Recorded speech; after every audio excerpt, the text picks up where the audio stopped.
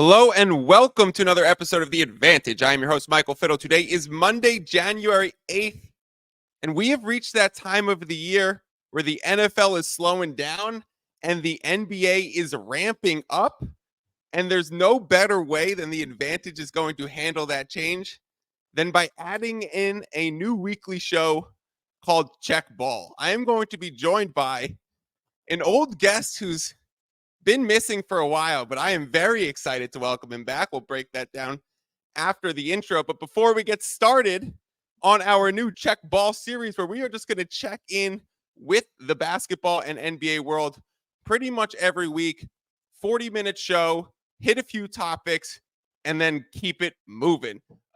Before we get started, let me remind everyone to rate, review, subscribe on whatever podcast platform you are listening to watch the show on the Fantasy Basketball International YouTube channel, and to check out their website as well. And of course, to sign up for the fiddlespicks.substack.com newsletter, where I send out free gambling picks and write-ups, weekly giveaways, DFS contests, and so much more. Again, fiddlespicks.substack.com is the best place to find all of my content. I am very excited to be launching Check Ball. We have some like 5 or 6 topics deep right now that I just let's get it going. I'm the type to get shit done. You the type to observe. March Madness on my speakers, but today's November 23rd. Got something loud in the blunt, yeah. I do and say what I want, yeah. Probably somewhere sunny getting tan. Foreign women in the sun, yeah. That's all that I need. That's all that I need. That's all that I need. Got my brothers with me. Got my brothers with me, and my mama's healthy. That's all that I need. Everyone's like, who's the guest that he's bringing back? Everyone, like the OGs who have been with The Advantage for pretty much the full 2 years, are just hoping right now. They're all in their seats, listening, doing whatever they are, running on their treadmill, going, please be AV, please be AV, please be AV. The newcomers are happy to finally meet as we welcome him back after pretty much a football season off, because this is the guy I talk hoops with. He is the co-host of Check Ball every week. We call him AV on the show. Austin Vernon, welcome the fuck back. How you doing, my man? Let's go. Yeah, it's good to be back, dude. Your intro is hype. I thought I was excited to talk ball, and now I just want to go hoop. Like that intro is great. The song is great. This is the best time of the year. Ready to put football on the back burner and focus on ball every single night. So what did I do? I sent you 1, 2, 3, 4, 5, 6 topics, kind of more of them because they all have a few questions within them. Do you want to pick where we start? Yeah, I mean, I know where I want to start. These are my favorite conversations. Rank them 1 through 4. Ja Morant, De'Aaron Fox, Tyrese Haliburton, Donovan Mitchell. It's the first question you sent me. I've been thinking about it for a while. And the hardest with these is you'll send me topics in advance, and then both of us will try so hard not to text the other person about it so that it's like an organic conversation. And it's so hard because now I just want to talk to you about this all week. So I've been waiting on this. I hope that's where you want to start. My text verbatim said, rank them, don't answer now, before I even got to the names, because of course we want to answer immediately. This is obviously the place to start, and it obviously made the list because you're not the biggest social media person. We are people who talk in real life very often, so you don't see all my tweets. I've been loud on Twitter, AV, about Morant over Haliburton. And now people are asking me why I've been hating on Haliburton so much. I'm not hating on Haliburton, but part of me likes guys who are just big game stamped, and I'm not ready to super elite somebody who's been doing it for 30, 50 games. Like, how many games have we gone in this season? What's the Pacers record? Like 20 and 15 or whatever, 35, nearly 40 games. They were a middling 5 seed last year, while Haliburton was healthy, and then they fell off in January when he was injured. So maybe another 30 or 40 games. So, okay, he's got 60 plus games of being great. That's not even one full season. We have seen him do some big things for Team USA where they underperformed. We have not seen anything in the playoffs. We saw it in the new in-season tournament. We're going to talk about that in a little bit. But I'm not anti-Haliburton. The dude is fucking amazing. Like turnover, assist to turnover ratio, ability to space the court, play in with pace. I think he's got the tools to be a little bit better on defense because of his length.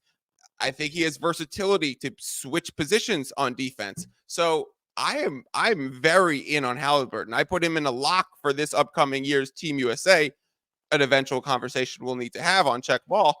But I wasn't big game stamping him over Morant, who's delivered 2 seeds in the West. Or like Morant knocked out Steph Curry in a play-in game. Like De'Aaron Fox locked in a 3 seed in the West. So Donovan Mitchell has locked in 1s and 2s. For me, AV, Haliburton came in last on this list. Wow. Okay. So, I mean, I think last is pretty wild because we might even have flipped lists, and we do tend to think kind of so similarly that I'm often looking for our differences. So this is great that we're so different to start. I think the thing that makes this the hardest is a great point you made, is that I've seen more of Tyrese this season than I have of all 3 of those guys combined. And it's not just the Ja suspension or the Donovan Mitchell injuries, because Fox hasn't been hurt and he's been killing it, putting up 29 plus a game. He's really improved his pull-up 3. They're winning, what are they, 4 or 5 in the West and in the same group as the other 2 through 5 seeds. I think it's just so hard because we've seen Tyrese shine this year so much. I know we'll talk about the in-season tournament later, but I think it's too big of a deal not to mention that there's only been, 4 or 5 meaningful games this season, and those have all been the in-season tournament, and Tyrese was the star of that. He's been a freak. He's on the best offense in the league. They're putting up crazy numbers, so his gaudy assist totals are eye-catching. But I will agree with you. It doesn't matter the same way that playoff success matters.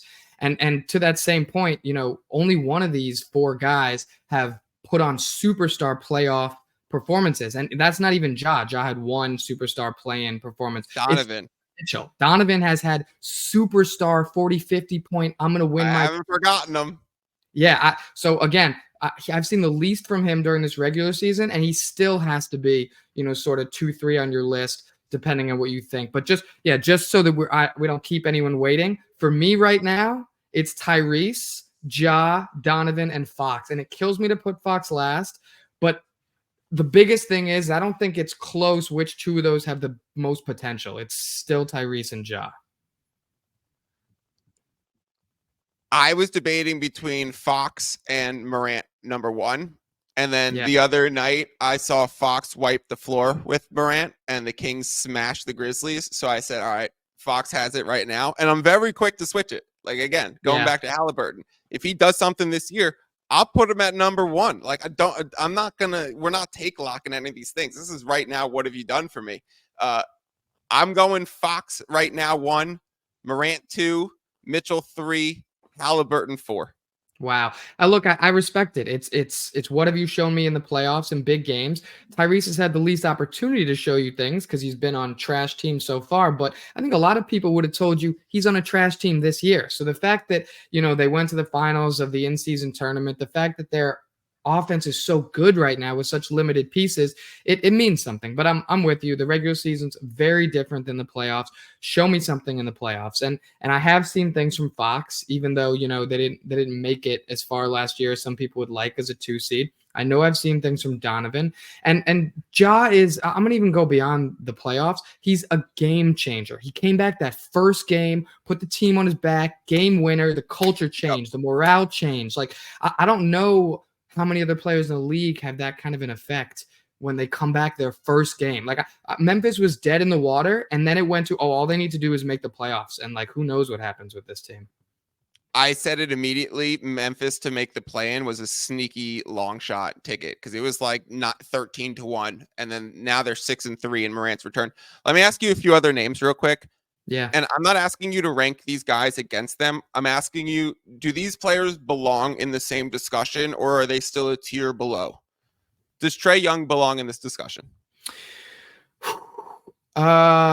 Not right now. Not right now. Because all I've seen from him was that one playoff run where he beat the Knicks and then they made the run. I think they beat Philly.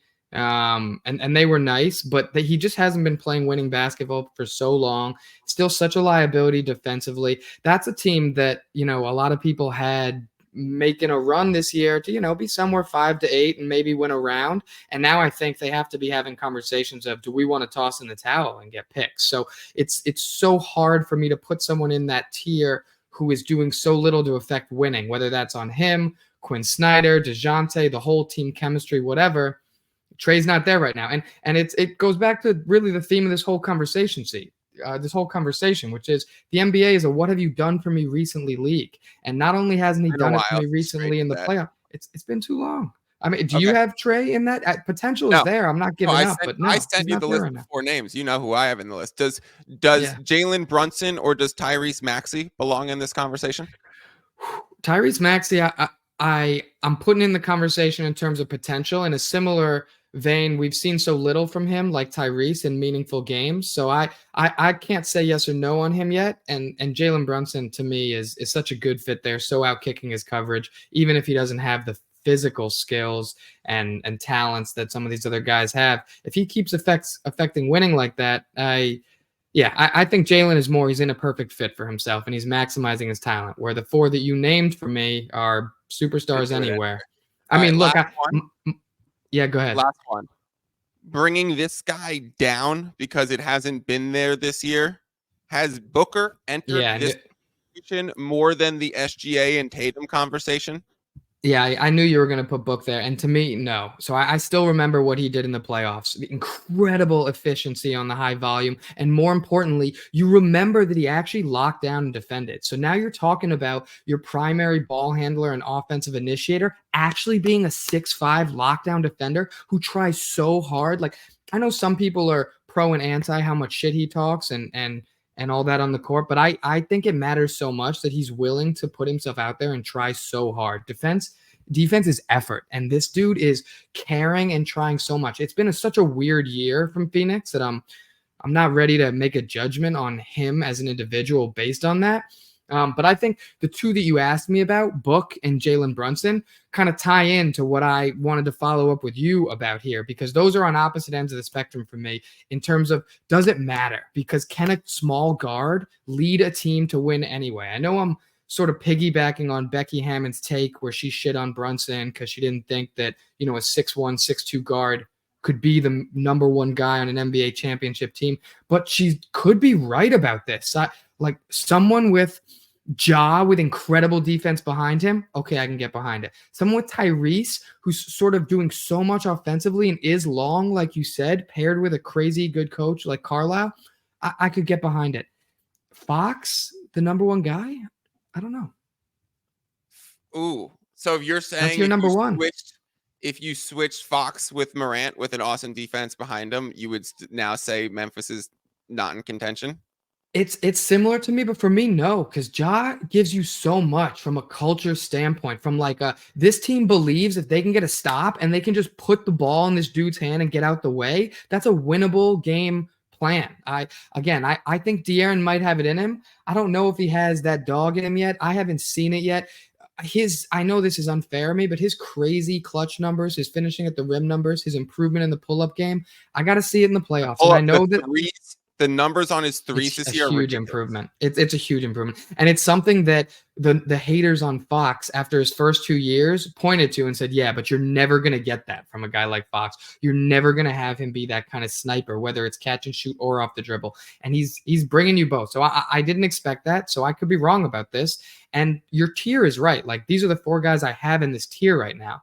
I just think there's a slight split right now between crazy potential and really the unbelievable of what they've already shown me, because look, Donovan Mitchell is tiers above them, what he's already done in the playoffs.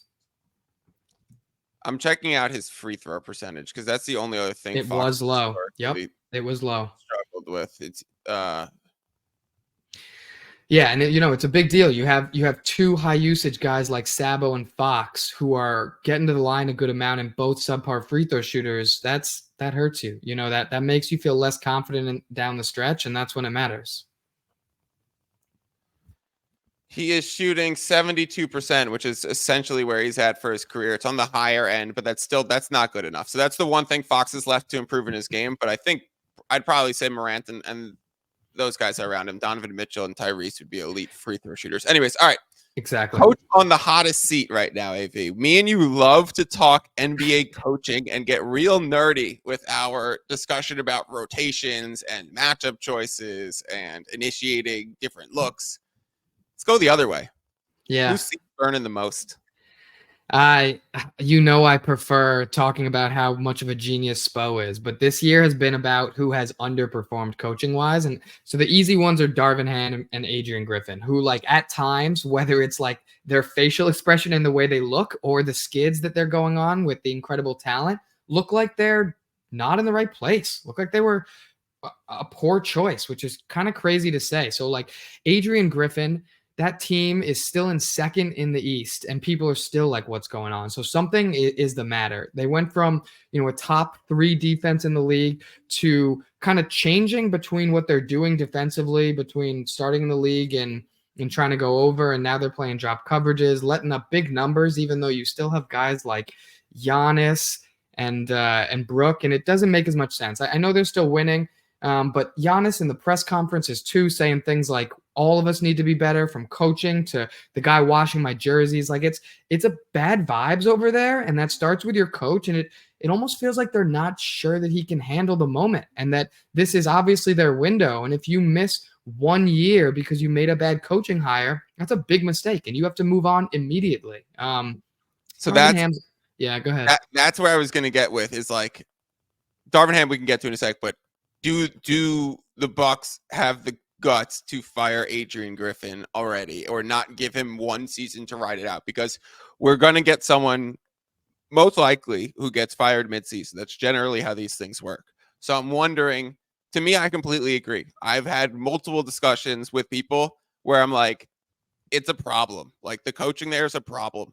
They should fire him and just bring in Terry Stotts. They should just like bring back Budenholzer. Like I said it literally on the last podcast that if they were still running Coach Bud's scheme defensively, there's no way they would have lost 3 or 4 to the Pacers already this season. And there's like there was this weird article that came out or weird story that came out that it was like the 11th or 12th game or like a few weeks into the season, the whole team just asked Griffin to change defensive systems back to drop coverage. And he obliged and he's like, yeah, the players really know basketball too and blah, blah, blah. Like that's a huge problem if the coach identified the completely wrong defensive system to run. There's so many built up even culture issues, not even the X's and O's. He would get waxed by Spo and the Heat in a playoff series right now. I couldn't agree more. At plus odds in no brainer in 2 seconds immediately if they matched up against one another. But I just don't know if he's going to get fired mid-season because it's his first year. I mean, I would pay to be a fly on the wall. Guy, right? He's a Giannis guy. Obviously, he brought him in. I don't think Giannis is the kind of guy who would ego-wise be tied to that pick, who feel like it was on him to bring him in. He has to keep him. I think Giannis, more than most, would be like, I made a mistake. He's the wrong call. Let's move on. I think Giannis would be quick to eat it and is almost seems body language-wise, seems ready to be like, let's move on. I mean, I think the conversation that the GMs with Giannis should be having is what's the bigger downside here? Is it a bigger problem if we keep Adrian Griffin, give him actually a chance for at a year and a half? Because a lot of times coaches do need time to get their feet under them. This is his first coaching job, needs to feel that confidence, like the team believes in him, needs to find his style. Is it a bigger issue if they miss out on a good Adrian Griffin coach in a year and a half? and hire someone now? Or is it a bigger deal if they leave him and miss out on a year and a half in their window? And there's no chance, and it's no doubt in my mind, it's a bigger deal if they don't move on from him, because windows are always shorter than teams think. They really went all in on this window with Dame. We saw the Carlisle Tyrese Haliburton combo give Dame and Adrian the business. I know that's not fair to throw Adrian in on there, but look, it's already seems to me like it's not working out. You can move on from him. It's not a big deal to admit like you're wrong, because you have so many other pieces in place. Don't let this be the reason you don't win. Do you think Darvin Ham gets fired midseason? I think that's so much more up to LeBron. I know that, we joke about Le GM, but to me, if he feels like Darvin's not the issue and there are other problems and it is injuries, it is rotations, then he stays. It's Darvin's press conferences have also been weird to me, where he's putting the blame on other people. And he again was another guy who started his career saying, I'm new to this, but I know defense. I know LeBron. I'm going to give Westbrook a chance. I'm going to be a people person, blah, blah, blah. And now it's like he's 1 year in and he's like jaded, giving these press conferences like, oh, it's not on me. It's like the injuries. It's like, you know what you're doing here. You know what you signed up for. I have two others to include. Yeah, who you got? Monty has to make the list because of the disaster that is Detroit. And he's not going to get fired because of the contract situation, but he should be the coach on the hottest seat. He should not have that job. It should be Kevin Ollie's. As someone who watched that story very closely this offseason, because I found a weird betting market where you could bet on next coach odds, and I thought there was some great value, so I bet these markets pretty hard, and then I followed the story really closely. Do you know what happened with Kevin Ollie, AV? I know he was hot for a while and they wanted him. I don't know why they ended up going in a different direction. Let me explain. Yeah, go ahead. They interviewed Ollie multiple times. Their owner is Gores. Their GM is, oh my God, I don't know why it's blanking on Troy Weaver. So Weaver wanted to hire Kevin Ollie. They had multiple interviews, met with the owner. Ollie is getting ready to accept the job, leaves his head coaching position at Overtime Elite. That's where he was previously. So a great development coach to bring into a young Pistons team. He was, won a title with UConn and then was developing these NBA G League players who were doing pretty well in the NBA. So they wanted to go Kevin Ollie. Gores, the owner, really wanted Monty Williams and offered Monty Williams the job like twice. He said no both times. They kept re-interviewing Kevin Ollie. Ollie leaves Overtime Elite, posts to Instagram. You could still go see that Instagram post. There's all these Detroit Pistons fans commenting, welcome to Detroit, welcome to Detroit, welcome to the Motor City. Everyone's praising Kevin Ollie, getting ready for it.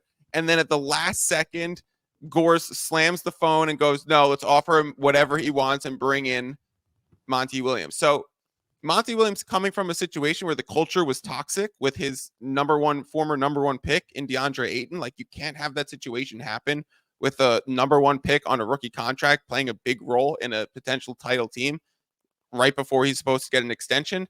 And then you bring in Monty. He doesn't want to be there. Like, the players know that. The players know he turned down the job multiple times. If you had brought in Kevin Ollie and completely invigorated this team and brought in someone that all wanted to be there and grow a culture together, it's not even about X's and O's at that point. Like, I think that would have been so much of a better fit. So I don't think Monty's going to be fired, but he needs to be on the hot seat. You want to hear go ahead.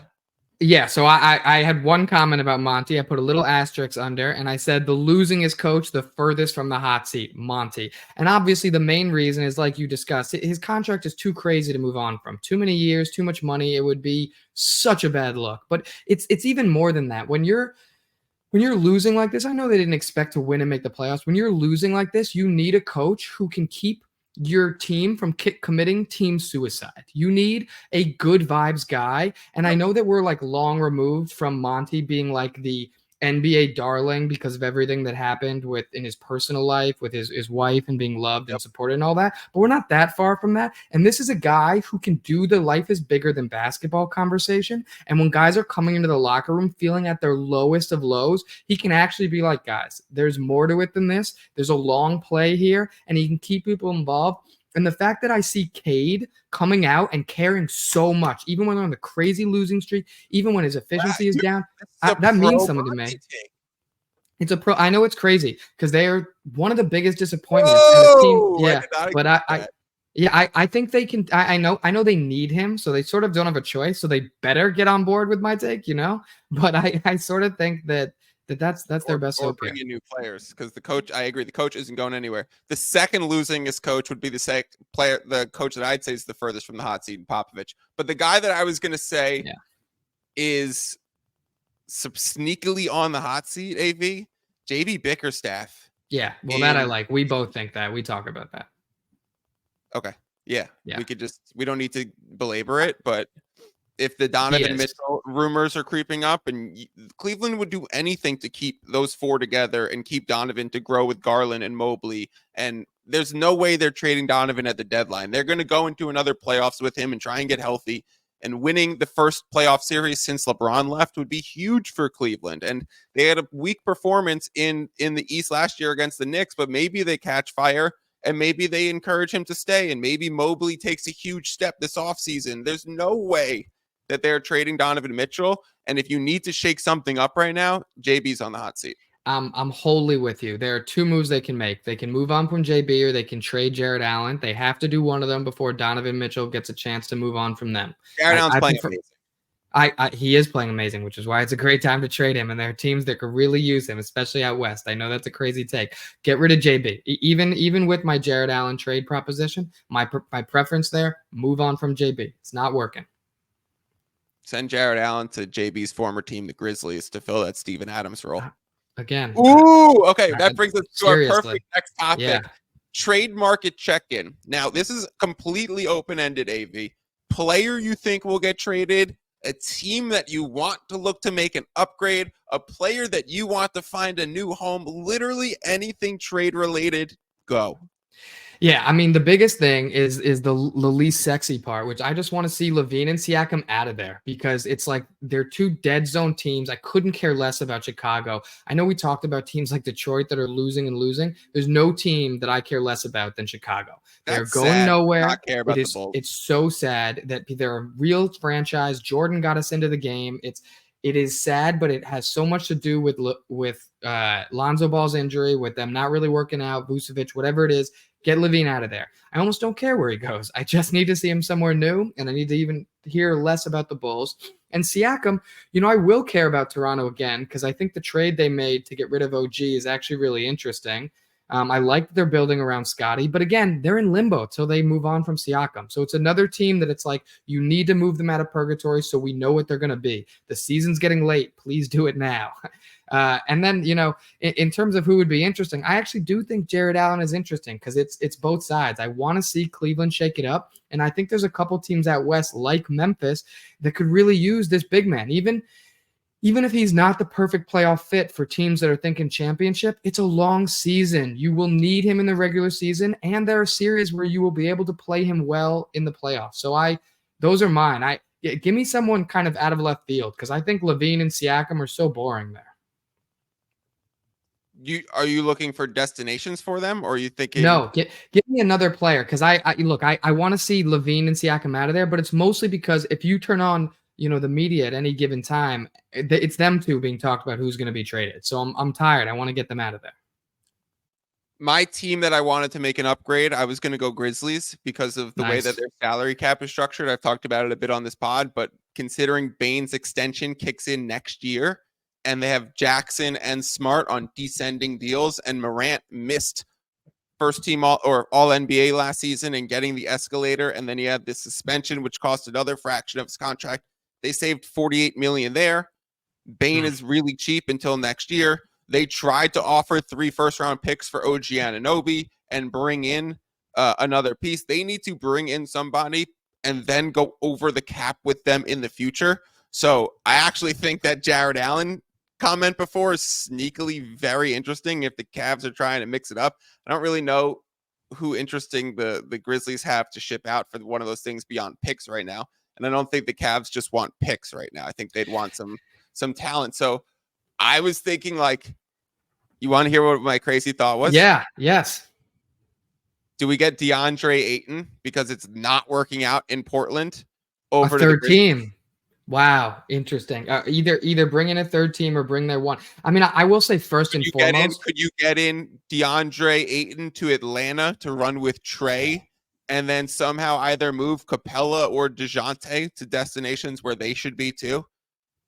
again, that's the sort of thing where I feel like it could be a win-win-win for all three teams. I know that's so rare, and every team needs to trade and feel like they're fleecing another to even get to the table, which I hate. But I think that's a great move. And it's also, I mean, I know we talk about this all the time, but it's probably my favorite part about having these discussions with you. It's that, I watch so much of the game and I have a gut instinct, and then you have such a handle on the salary cap and the trade market and everything from bird rights to who can be traded within 6 to 12 months, that it really adds a level where we take these gut feelings and end up, and I'm like, okay, now we're at the GM's table. This is actually the move. Send them a text message. The reason why I say Ayton for the Grizzlies is because Grizzlies are going to have trouble re-signing somebody. So if you bring in a Siakam, who's going to be a free agent next year, he's not going to stay in Memphis to be paired with JJJ and be the 3rd-4 option on a team that could surprise with Bane there. Like, that's not what Siakam's going to do. So if you bring in Ayton, who's locked in for 3 more beyond this, maybe he turns it around. And if you're in a buy low situation where you also have the salary cap flexibility to absorb that contract right now because you could fit it in and then go over the cap, then like, whoa, we could keep all of the guys, bring in Ayton on the cheap, ship out Steven Adams, injury plus like mid-sized contract, have a little filler or match something in there with a pick or two, and bring in Ayton. It's such a good point, and it can't be overstated how difficult it is for small market teams to keep and re-sign players. Siakam is an international dude. He's repeatedly say he likes Toronto. Like, Memphis's biggest draw is Gus's fried chicken, and that's not a Siakam thing. Like, you need to know who you can attract. You need to know how you can scheme with trades and who can move on so that you can essentially trap players in your small market. But so they should get Zion. So Zion would be the best and the worst fit in the same. I did try and finagle a Zion trade because I do think the Pels are straight up better without him. That's a conversation for another time. AV, we have 3 more topics on the list. Incoming potential first-time All-Stars, changes to the in-season tournament now that we're a month or so removed, or a little bit of rapid fire. Pick one because we are getting low on time. Yeah, I honestly, every time we talk, it takes longer than we think because there's just so much to talk about. But I'm going to start with the in-season tournament because I feel like the further we get from it finishing, the less relevant. Exactly. Cool. And we need to pat that on the back. So your prompt, we can do All-Stars soon. We can do All-Stars next week. And you know what I was thinking about recently? We have the classic All-Star game that we play, which will be the 3rd annual version on the pod. Dude, I love it. I'm pumped to do that with the pod. I feel like other people are actually going to like that game too. It's a great way to watch with your friends, even your friends that roll through that don't care as much about basketball, sort of hooks them in. Yep. But we'll go through all that closer to the All-Star game. So the prompt you gave me for the in-season tournament was, what needs to change about the in-season tournament now that it's a month removed? And I feel almost guilty responding to it that way because it was such a success and I loved it so much. So the fact that I do have real things that I think were sort of a disaster about it and need to change, and I still think it was such a success, kind of speaks to how good it was. So my 2 main things are, first and foremost, the courts are garbage, and it makes some of the games unwatchable. The bright red and blue, it's like, I don't know if this is a mental problem I have or everyone has this or what, but I find myself watching the court instead of the game, and it's maddening. It feels bootleg. It feels like I'm watching some like that random blue court that they play on in college, or like that Oregon court where it's like trees on the court. I don't even watch college. The whole thing is a mess. So the fact that they survived that is incredible.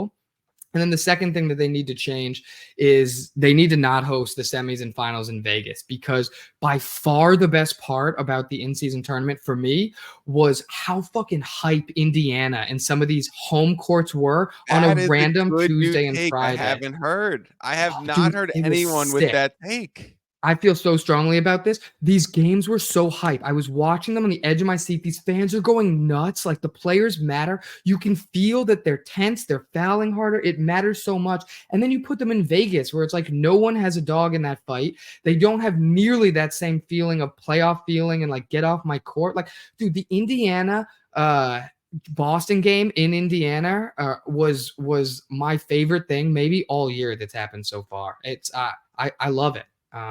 So good for Wow. them for doing that at all. I agree. I agree with yeah, you have me convinced, because you are right. And the Vegas Boom. games were lackluster. It seemed like there was a Yeah. decent Lakers contingency because, I mean, that's what's going to travel the most, but it wasn't anything special. Right.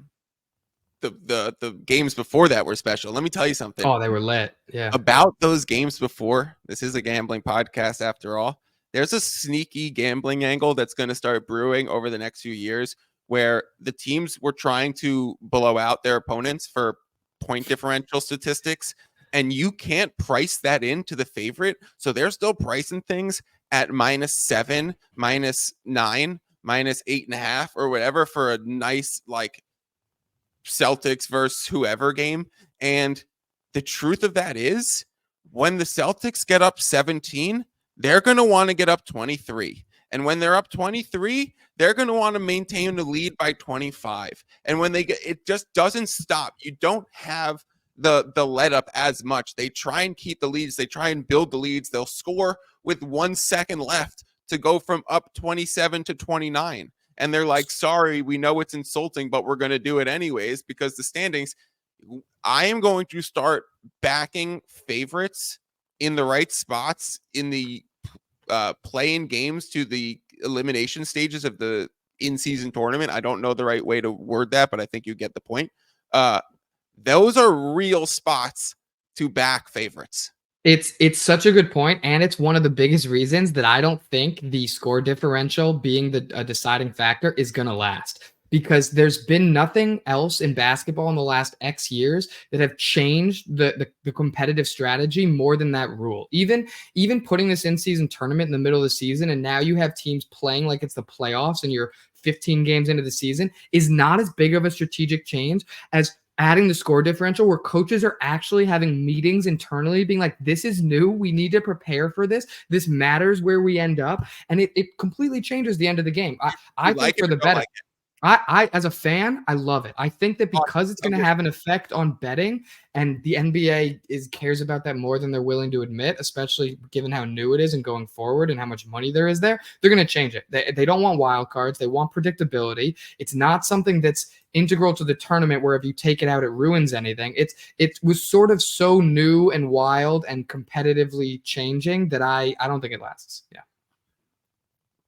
The one change that I would make is make the divisions that the teams are in what the groups are, and make it the same every year. And I understand it'll ebb and flow in talent disparity. That's not the point that the fans really care about. We care less about the fairness of each division per last season's win records. Like, that doesn't matter. Put Celtics, Nets, Knicks, 76ers, and Raptors in one of the divisions. Don't call it Group East A. Don't call it the Atlantic Division for the in-season tournament. And that's how we start to rebuild the rivalries, in a sense. Thank you. Okay. It's amazing that we've actually found 4 really big, important changes that we didn't like, and we still love the in-season tournament. So that has to be said. But this is a huge...